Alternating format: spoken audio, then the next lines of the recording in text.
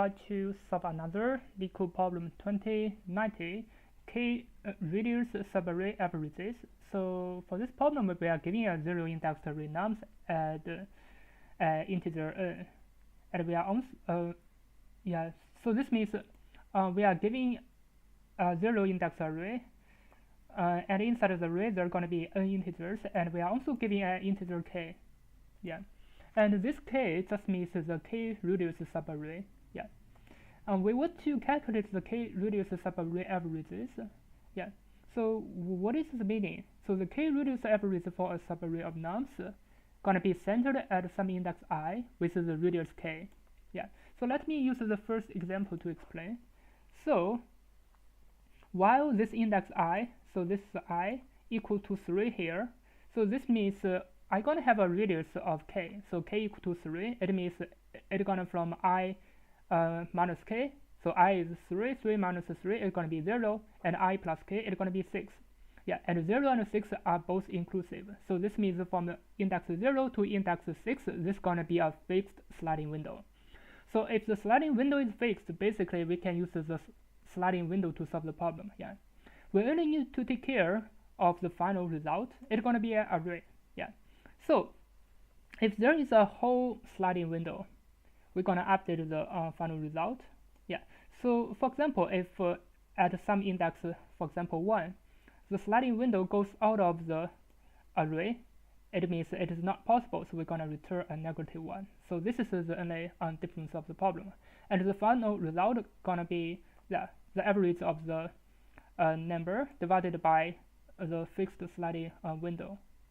But it will be truncated to a smaller number. So for example, 11 divided by 4, it's going to equal to 2.75. It's going to be truncated to number 2.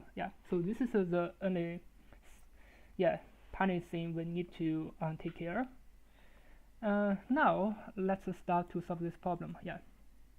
So first of all, let's just prepare a width. So this width is going to be a fixed sliding window. So according to the problem, it's going to be 2 times k plus 1. According to the first example, as you can see that if k equal to 3, the fixed sliding window is going to be 7, because from 6 to 0, 6 minus 0 plus 1.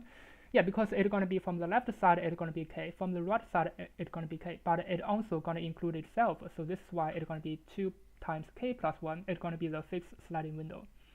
Then we're going to prepare a final result. As if it is not possible, we're going to return a -1. So we're going to use a -1 times the length of the nums array. Now we're going to prepare total value, because we're going to calculate the average, and we're going to prepare L pointer. It's going to be 0 and 0, and then we're going to just check the sliding window. So we're going to enumerate the nums for our enumerate the nums. We're going to update the total. Now we're going to check the sliding window. If R minus L plus 1 equal to W, so W is the fixed sliding window. So if it is that, we're going to update the L, and finally we're going to return the result. Now we are checking if it reaches the sliding window. So what are we going to do? We're going to update the result. So the result R minus a k, because currently if we reach this point, for example at position index 6, at this place index 6, if we reach this point, we're going to update the value at index 3. So this means for the result, it's going to be R minus k, which is going to be index 3.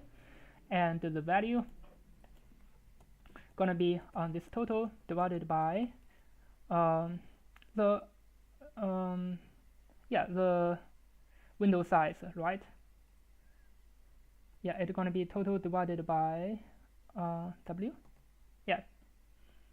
Because if it reaches to this fixed window, so it's going to be total divided by W, going to be updated to the final result. Now let me just run it. Why I did something wrong? Because I forgot to update the total. Because here is just L plus 1. So this means from the total, it's going to be minus equal to the nums L. And then I need to update the left pointer. Because for the fixed sliding window, if we want to slide the window, what are we going to do? We're going to first update the left pointer, and we're going to update the total, and then we're going to update the left pointer. Now let me just run it. It didn't work. Yeah, this is a strange. Yeah, because it's gonna be truncated for the final result, and I didn't. I needed to use a double slash, which is gonna be truncated to 2. Yeah.